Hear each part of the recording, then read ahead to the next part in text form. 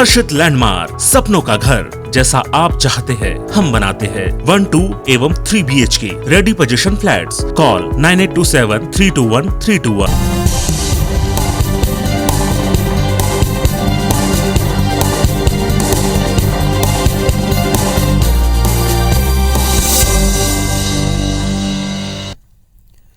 नमस्कार, स्वागत है आप सबका। आप देख रहे हैं मध्य प्रदेश की बात। मैं हूं पुनीत पाठक। मध्य प्रदेश में उपचुनाव की तारीखें आते ही एक बार फिर से दोनों दल में दावेदारों के बीच में होड़ और आला कमान तक दौड़ दोनों शुरू हो गई। सबसे ज्यादा घमासान खंडवा लोकसभा सीट पर दिखता है। यहां से कांग्रेसी खेमे में पूर्व PCC अध्यक्ष अरुण यादव की दावेदारी प्रबल है और इस दावे को बल तब और मिल गया जब दिग्विजय सिंह ने ट्वीट करके अरुण यादव को शुभकामनाएं दी। दूसरी तरफ कांग्रेस के करीबी रहे निर्दलीय विधायक सुरेंद्र सिंह शेरा भी टिकट मिलने की आस में काफी कॉन्फिडेंट हैं। बाकी दावेदारियों को वो कम आंकते हैं।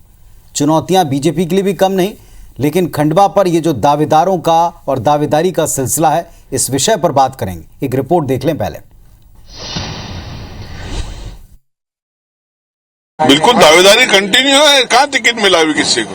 पूरी दावेदारी ताकत के साथ रखा हुआ है। आदरणीय कांग्रेस के अध्यक्ष कमलनाथ जी और सोनिया जी तय करेगी खंडवा लोकसभा का टिकट। नहीं, टिकट उनको मिले, अभी मिलने का सवाल ही नहीं। सब तो मैं भी रेस में हूँ ना, मिली कहाँ सर? खंडवा लोकसभा उपचुनाव के लिए भले ही अब तक कांग्रेस बीजेपी के नामों का ऐलान नहीं हुआ हो, पर दावेदारों ने इस सीट के समीकरण को बिगाड़ दिया है। कांग्रेस के लिए यहाँ सबसे बड़ी परेशानी निर्दलीय विधायक सुरेंद्र सिंह शेरा ने खड़ी की है। यहाँ से निर्दलीय विधायक सुरेंद्र सिंह शेरा ने कहा है कि खंडवा सीट से कांग्रेस का टिकट। सवाल पर शेरा ने कहा कि उनका नाम कहां से तय हो गया, क्या उन्हें बी फॉर्म मिल गया? पूरा सर्वे करवा लो आप। आदरणीय कमलनाथ जी के सर्वे में पूरा विश्वास है, वो सर्वे कराएंगे। और हमारे पूरा परिवार MLA बुरहानपुर से 2 बड़े भाई सांसद रहे खंडवा लोकसभा के, आधार तो बहुत मजबूत है। इस बीच दिग्विजय सिंह के एक ट्वीट पर राजनीति गर्मा गई है। दरअसल दिग्विजय सिंह ने अरुण यादव के खंडवा दौरे के कार्यक्रम को रीट्वीट कर उन्हें शुभकामनाएं दी हैं। हालांकि दिग्विजय सिंह के ट्वीट पर जब मीडिया ने सवाल पूछा तो उन्होंने हंसी में टालते हुए कहा कि टिकट तो हाईकमान तय करेगा। सर आपने ट्वीट किया, अरुण यादव जी को शुभकामनाएं दी है चुनाव के लिए। अभी आपने चुनाव के लिए तो नहीं दी है, लेकिन उनको शुभकामनाएं दी। तो शुभकामनाओं के बड़े गहरे वो हो जाते हैं। तो क्या इसे माना जाएगा अरुण यादव जी होंगे पार्टी तक? वहीं बीजेपी में भी नामों को लेकर मशक्कत जारी है। एक सीट के लिए कई दिग्गज नेता मैदान में हैं। अगर दावेदारों की बात करें तो बीजेपी से खंडवा लोकसभा सीट के लिए हर्षवर्धन सिंह चौहान, जो कि स्वर्गीय सांसद नंद कुमार सिंह चौहान के बेटे हैं, कैलाश विजयवर्गीय, अर्चना चिटनेस, राजपाल सिंह तोमर का नाम चर्चा में है। इधर कृष्ण मुरारी मोघे भी दावेदारी जता रहे हैं। वहीं कांग्रेस से अरुण यादव, सचिन बिरला, राजनारायण सिंह पुरनी का नाम भी चर्चाओं में है। विधायक सुरेंद्र सिंह शेरा ने मध्य प्रदेश के गृह मंत्री नरोत्तम मिश्रा से मुलाकात की। इस मुलाकात पर नरोत्तम मिश्रा ने कहा कि शेरा वर्चस्व वाले व्यक्ति हैं।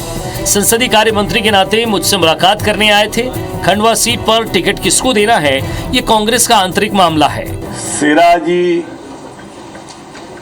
मेरे मित्र हैं, इसलिए आए थे। उनके चुनाव लड़ने या न लड़ने से मेरा कोई सरोकार नहीं।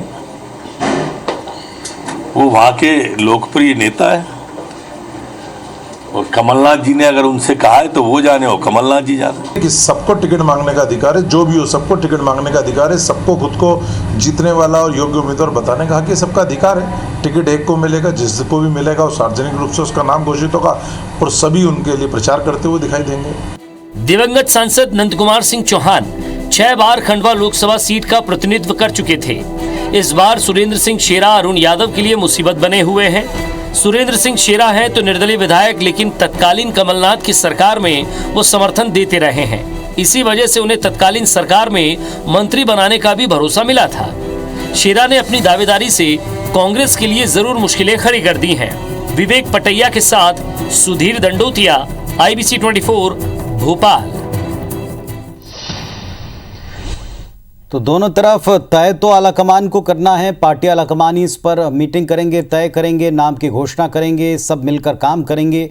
बातें एक समान हैं, लेकिन एक तरफ जहां शेरा मिलाए हैं कांग्रेस पार्टी से वो टिकट मांग रहे हैं, लेकिन भारतीय जनता पार्टी के लीडर से वो मेल मुलाकात कर रहे हैं और लगातार उनकी मुलाकातें इशारा और प्रेशर दोनों क्रिएट कर रही हैं। और दूसरी तरफ अरुण यादव जी दिल्ली में हैं और उनको लेकर शुभकामनाओं के ट्वीट इस दावे को बल देते हैं। हमारे साथ दोनों पक्षों के दो बहुत ही मुखर नेता जुड़े हुए हैं। नेहा बग्गा जी हैं बीजेपी से और राम पांडे साहब हैं कांग्रेस पार्टी से। आप दोनों को नमस्कार, स्वागत है आपका इस मंच पर चर्चा में। राम पांडे साहब, आज आपसे शुरुआत करेंगे। नमस्कार। जो शेरा जी की चुनौती वो आपने सुनी होगी, वो नरोत्तम मिश्रा जी से मिलाए हैं और ये कहते हैं टिकट अभी तय थोड़ी ना हुआ। उनका परिवार सबसे प्रबल दावेदार है, कोई सर्वे आप करवा लें। जी जी जी जी ये उन लोगों के मुंह पर तमाचा है जो कहते हैं कि कांग्रेस खत्म हो रही है। देखिए, अरुण यादव जी भी टिकट मांग रहे हैं, ठीक है। वहां से शेरा जी जो कि अभी पार्टी के पदाधिकारी भी नहीं है, ना पार्टी के कार्यकर्ता हैं, निर्दलीय वहां से विधायक हैं, वो भी टिकट मांग रहे हैं। तो कांग्रेस में तो टिकट मांगने वालों की लाइन लगी हुई है। अब भारतीय जनता पार्टी की बात कर लें, वहां से कौन टिकट मांग रहा है? वहां तो एक ही दावेदार है, वंशवादी नंदू चौहान के बेटे। दूसरा तो वहां कोई नाम ही नहीं है जो वंशवाद का ये विरोध करते हैं। और यहां तक चारों सीटों पर, 3 विधानसभा और 1 लोकसभा सीट, चारों सीटों पर भाजपा के वंशवादी टिकट मांग रहे हैं। केवल वही दावेदार हैं जो दरी उठाने वाले हैं, सोफा लगाने वाले हैं, चद्दर बिछाने वाले हैं। वो बेचारे भारतीय जनता पार्टी के कार्यकर्ता केवल दरी बिछाएंगे और कुछ नहीं करेंगे। और एक बात और, ये चारों सीटों पर चुनाव क्यों हो रहे हैं? क्योंकि मध्य प्रदेश की स्वास्थ्य सेवाएं बदतर हैं। चारों के चारों हमारे नेता, 2 भाजपा के 2 कांग्रेस के, कोरोना के कारण मर गए। और क्यों मरे ये? क्योंकि 22 विधायक बिके थे 35-35 करोड़ में। ये चारों उनका 35 करोड़ियों का प्रचार करने के गए थे और वहां से कोरोना लग गया था। तो ऑक्सीजन की कमी, दवाइयों की कमी, स्वास्थ्य सेवाओं की कमी के कारण इन चारों लोगों की मृत्यु हो गई थी। और टिकट भारतीय जनता पार्टी से किसी को मिले, कांग्रेस से किसी को टिकट मिले, चुनाव तो मुद्दों पर होता है। व्यक्तिगत 10-5% वोट होता है, 20% मान लीजिए, लेकिन बाकी जो वोट गिरता है वो आपके वादे, आपने कितना डेवलपमेंट किया। शिवराज सिंह चौहान अभी कुछ दिन पहले खंडवा में मीटिंग लेने गए थे भारतीय जनता पार्टी कार्यकर्ताओं की। भारतीय जनता पार्टी के कार्यकर्ताओं ने मंडल अध्यक्ष में मुंह पर बोल दिया उनके कि यहां 17 साल में खंडवा में आपने कोई काम नहीं किया, यहां भारतीय जनता पार्टी नहीं जीत सकती है। और शिवराज जी खुद जाकर वहां बोले आए कि भैया मैं तो कंगाल हो गया हूं, मेरे पास तो काम करने के लिए पैसे नहीं है। और उसके बाद ये खंडवा में करोड़ों रुपए की झूठी घोषणाएं करे आए। बोला उसी खंडवा में कह रहे हैं कि मेरे पास पैसे नहीं है और उसी खंडवा में करोड़ों की झूठी घोषणाएं करके आ गए। 17 साल में एक काम नहीं किया वहां। कुछ भी काम है खंडवा का आप देख लीजिए, agriculture college, medical college, polytechnic college, ITI college, Indira Sagar dam, जितनी भी काम है खंडवा में सब कांग्रेस सरकारों में। ये अमेरिका में जाके इन्होंने क्या कहा था, अमेरिका से अच्छी हिंदुस्तान की रोड, मध्य प्रदेश की रोड है। इंदौर से खंडवा का रास्ता मात्र 2 घंटे का है, 130 किलोमीटर है। आज इंदौर से खंडवा पहुंचने में 6 घंटे लगते हैं। ये रोड की हालत कर दी है इन्होंने।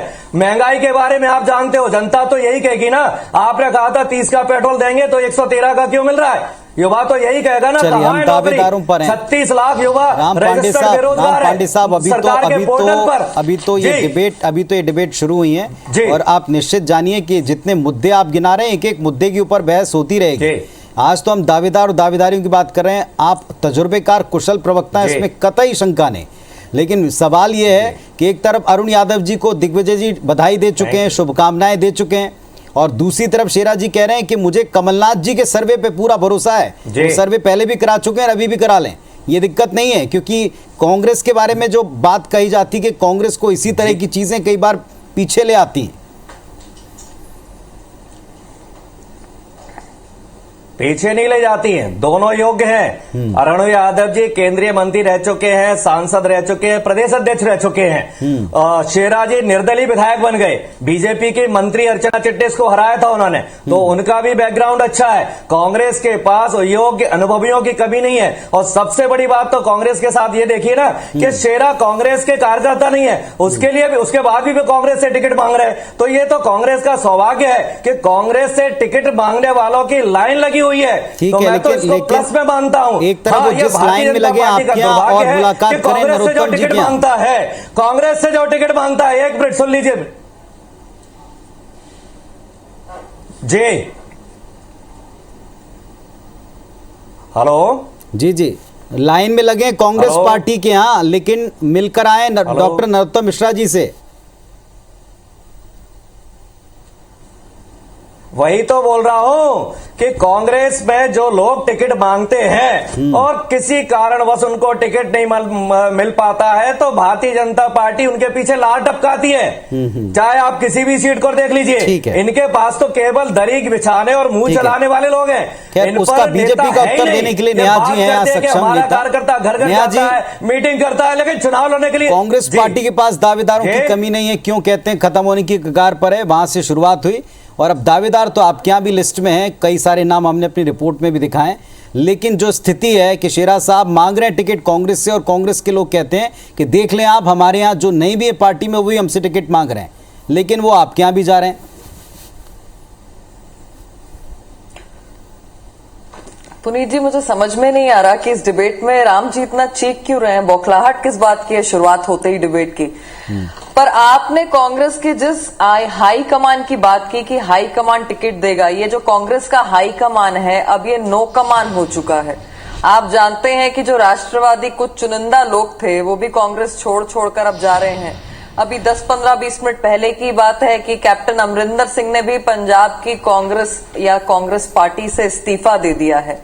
और अब कांग्रेस पार्टी का हिस्सा कौन है? भारत तेरे टुकड़े होंगे, वो टुकड़े टुकड़े गैंग, जिसके लिए अब जनता कह रही है कि कांग्रेस तेरे टुकड़े होंगे इंशाअल्लाह इंशाअल्लाह। और वही हालत मध्य प्रदेश में भी है। मध्य प्रदेश का कांग्रेस का कार्यकर्ता कह रहा है कि गायब कमलनाथ है, कांग्रेस अनाथ है। अब जो कांग्रेस पार्टी के प्रदेश अध्यक्ष हैं कमलनाथ जी, वो विदेश यात्रा पे हैं, सिर पर चुनाव है पर कहीं पर भी कमलनाथ जी नजर नहीं आ रहे। कुछ दिन पहले कमलनाथ जी ने जब 2 महीने पहले एक बैठक बुलाई थी इन उपचुनाव को लेकर, उस उपचुनाव से अरुण यादव जी गायब थे, अरुण यादव जी नहीं पहुंचे थे। और उस पर टिप्पणी करी थी सज्जन सिंह वर्मा ने, जिन्होंने कहा था कि अरुण यादव के पास कॉलेज है, 1000 एकड़ की जमीन है, खेती है, अब वो राजनीतिक खेती करें या दूसरी वाली खेती करें।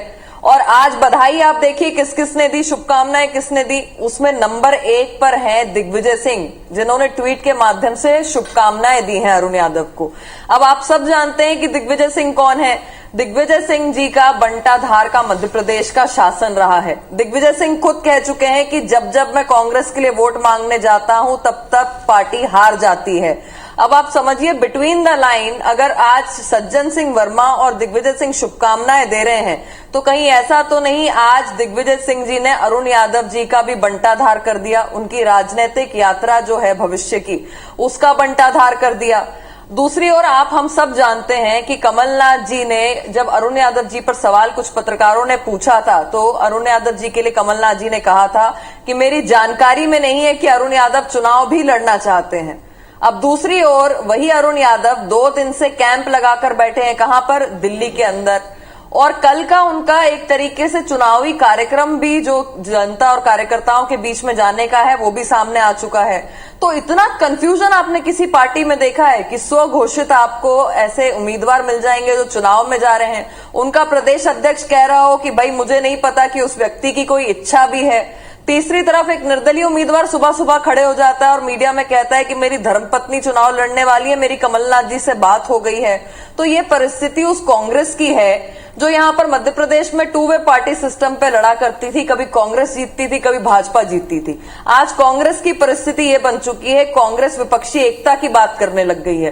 कांग्रेस मध्य प्रदेश में समझ गई है कि देश की तरह वो मध्य प्रदेश से निपटने जा रही है। लेकिन नेहा जी, मेरा एक सवाल ये है कि चाहे यादव जी का परिवार हो चाहे शेरा जी का परिवार हो, वो टिकट तो कांग्रेस की दावेदारी तो कांग्रेस की करते हैं, लेकिन वो बीजेपी के में जा रहे हैं, बीजेपी के नेताओं के संपर्क में भी रहते हैं, उनसे भी दोस्ती रखते हैं और कई बार ऐसा पुराने तजुर्बे कहते हैं कि वो बीजेपी में ऐसे नेता आए भी हैं।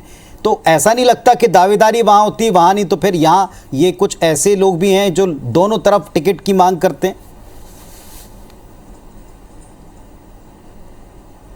देखिए, कांग्रेस के जो कद्दावर नेता सुभाष यादव रहे हैं, उनके सुपुत्र हैं अरुण यादव जी, और कांग्रेस के प्रवक्ता जो अभी आपके साथ में, उन्होंने बताया कि किस तरीके से अरुण यादव जी फलाने फलाने फलाने पदों पर रह चुके हैं। तो भारतीय जनता पार्टी से उनका कोई लेना देना नहीं है। नंबर 2, शेरा जी की जहां तक बात है, तो आप सब जानते हैं कि शेरा कौन सी पार्टी से आए थे, कौन सी पार्टी से टिकट नहीं मिलने पर वो निर्दलीय लड़े थे, कौन सी पार्टी का उन्होंने समर्थन किया था, वो कमलनाथ जी की सरकार का किया था, 15 माह की सरकार का किया था। और आज भी किस पार्टी से उन्होंने अपनी बीवी को, अपनी धर्मपत्नी को उम्मीदवार बताया? कांग्रेस पार्टी से बताया है।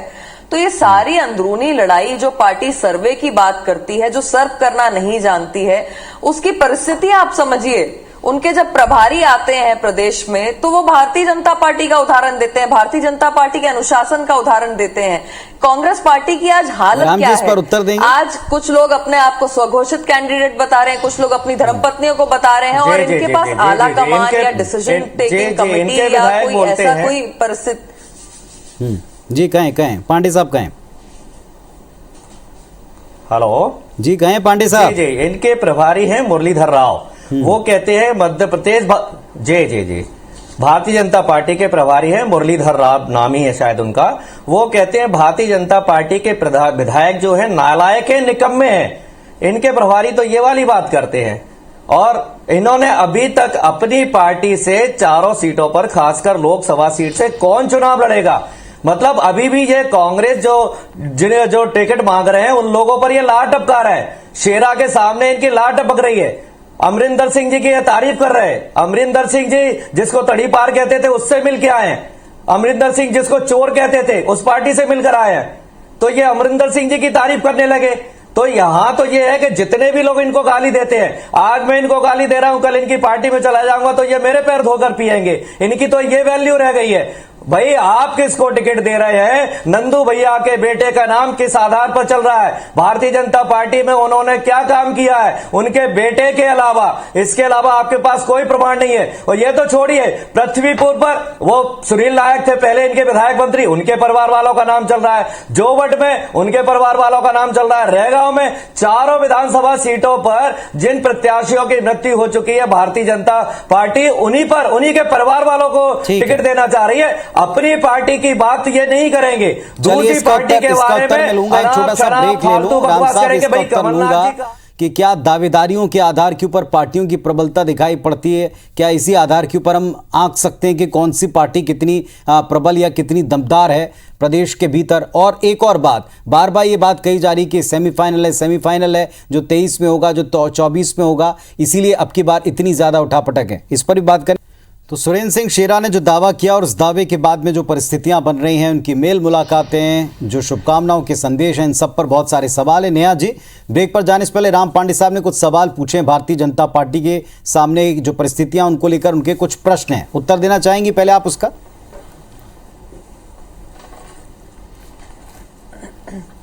देखिए, बहुत स्पष्ट है और ये जनता भी देख रही है। जमीन खसक गई, आसमान लुट गया, सिर्फ घमासान बाकी है। और इसके लिए, ये किसके लिए है, ये जनता जानती है। और जिस तरह का घमासान कांग्रेस पार्टी के अंदर मचा हुआ है, ये हम सब देख रहे हैं। आज कांग्रेस पार्टी के प्रवक्ता के पास जवाब है कि उनके जो प्रदेश अध्यक्ष हैं वो चुनाव के समय विदेश यात्रा पर क्यों हैं। क्या वे बता सकते हैं कि 15 माह की जो कांग्रेस की कमलनाथ जी की सरकार चली, उसमें ऐसा कोई भी 15 दिन रहे जिसमें कमलनाथ जी मध्य प्रदेश की धरती पर रहे हों? क्या वो बता सकते हैं कि 15 माह में जिस प्रकार के इनने वादे किए थे, जब वो धरातल पर नहीं उतरे, तो अब वो किस मुंह से जनता के बीच में जाएंगे? और जो भारतीय जनता पार्टी है, मैंने पूर्व में भी कहा था पुनीत जी, भारतीय जनता पार्टी सर्वे की पार्टी नहीं है। भारतीय जनता पार्टी सर्व करने की पार्टी है। माननीय मुख्यमंत्री जी के लगातार आपने देखा कि अलग अलग स्थानों पर, चाहे जहां पर उपचुनाव है या दूसरे स्थान, वहां पर लगातार जनदर्शन कर रहे हैं। माननीय मुख्यमंत्री जी सतत संपर्क बनाकर रखते हैं, जनता के सुख दुख में उनके साथ रहते हैं। वर्सेस कौन? कांग्रेस पार्टी के कमलनाथ, जिन्होंने ना धूप देखी, ना धूल देखी, ना किसान देखा, ना बरसात देखी, वल्लभ भवन की 5वीं मंजिल से कभी झांक कर नहीं देखा था। भारतीय जनता पार्टी के प्रदेश अध्यक्ष माननीय विष्णुदत्त शर्मा जी लगातार संगठन को आगे बढ़ाने के लिए, सुदृढ़ करने के लिए, उसमें किस प्रकार से विस्तार किया जा सकता है, उसके लिए लगातार जनता के बीच में है। आप मुझे बता दीजिए कि कांग्रेस पार्टी के प्रदेश अध्यक्ष कमलनाथ जी कहां पर हैं, कौन से पते पर मिलते हैं, बार-बार सवाल पूछा जा रहा है, कौन कौन से दिन कहां पर है नेता, कहां पर है आला कमान। और उपचुनाव में भी हमने देखा था।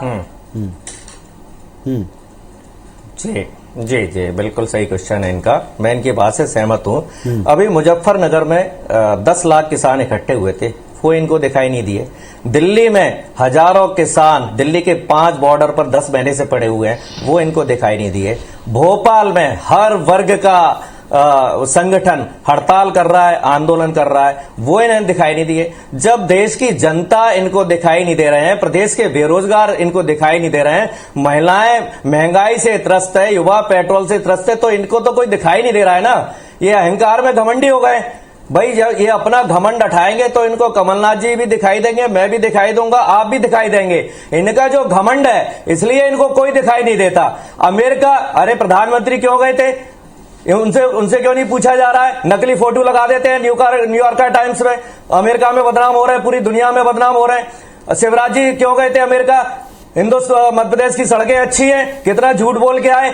कमलनाथ जी के यदि अपने स्वास्थ्य की जांच कराने अमेरिका चले गए तो इनको दर्द हो रहा है। ये तो चाहते हैं कि सब जो जनता है वो बीमारियों से मर जाए। अटल जी अपना इलाज कराने के लिए अमेरिका गए, इसका मतलब ये अटल जी को गालियां दे रहे हैं। क्या अमेरिका जाना प्रतिबंधित है क्या किसी के लिए? और कमलनाथ जी से इतना प्रेम है, शिवराज जी के बगल में उनका बंगला है, शिवराज जी डेली वहां जाए, पूछ ले भाई साहब आप कहां जा रहे हो, किधर जा रहे हो?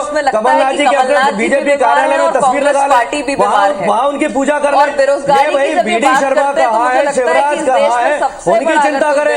इनको अपनी पार्टी देखिए, फिर ये बीच में इन्होंने इंटरप्ट किया, अनुशासन की बात करती है, अनुशासनहीनता कर रही है, बीच में बोलकर अनुशासनहीनता करनी है। भाई यही तो कहते हैं, इसलिए नौटंकी और पाखंडी लोग हैं। बीच में बोलकर अनुशासनहीनता करना ही पाखंड कहलाता है। इसलिए ये बोलते हैं कि अनुशासन के नाम पर ये ढोंग करते हैं, अनुशासन के नाम पर ये पाखंड करते हैं, अनुशासन के नाम पर ये मुंह चलाते हैं। आपने सवाल मुझसे किया है, जवाब में समर्थक विधायक है उनका दिल्ली में डेरा हो या सचिन पायलट और गहलोत की लड़ाई हो, स्पष्ट दिखाता है कि इस पार्टी के पास ना ही नेता है और ना ही नीति है। और ये इतनी महान पार्टी है देश की कांग्रेस पार्टी, जो पूरे विश्व में एक लौती पार्टी है जिसके पास पिछले 2 साल से अपना राष्ट्रीय अध्यक्ष नहीं है। सवाल मुझसे किया है, ये नहीं बता पाएंगे। चलिए राम साहब और नेहा जी, आप जिन मुद्दों की बात कर रहे हैं, मैं फिर दोहराता हूं, आप लोग जिन मुद्दों की बात कर रहे हैं, ये मुद्दे जनता के हैं,